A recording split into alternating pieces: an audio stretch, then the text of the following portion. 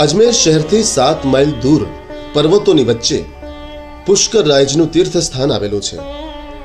ત્યાં ગામની વચ્ચે બ્રહ્મકુંડ આવેલો છે અને તેનો એક ઘાટ વલ્લભ ઘાટના નામે ઓળખાય છે. તે ઘાટ પર શ્રી મહાપ્રભુજીના બેઠકજી આવેલા છે. સેવાનો પ્રકાર ચાલે છે.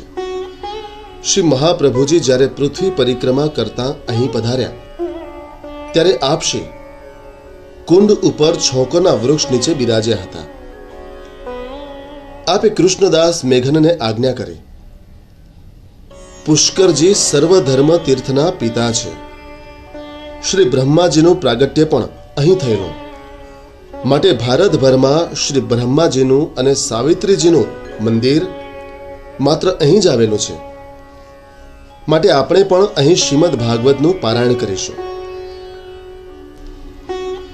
આપશ્રીએ શ્રીમદ ભાગવતના પારાયણની તૈયારી કરી ત્યારે પુષ્કરજી તીર્થ બ્રાહ્મણનું સ્વરૂપ ધારણ કરી આપશ્રીની પાસે આવ્યા અને વિનંતી કરી, મહારાજ, આપ સર્વ તીર્થને સનાથ કરવા પૃથ્વી પરિક્રમા કરો છો, ત્યારે મને પણ સનાથ કરો.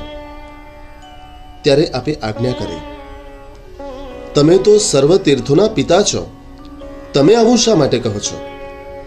ત્યારે પુષ્કરજીએ કહ્યું, મહારાજ, આ કળિયુગમાં સર્વ તીર્થ નાશ પામ્યા છે.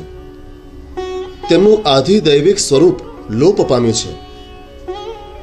આપ જ આ તીર્થોનો ઉદ્ધાર કરવા સમર્થ છો. શ્રી મહાપ્રભુજીએ તેમના મનનું સમાધાન કર્યું. તેઓ પાછા ગયા. પછી આપશ્રીએ ત્યાં શ્રીમદ ભાગવત પારાયણનો પ્રારંભ કર્યો.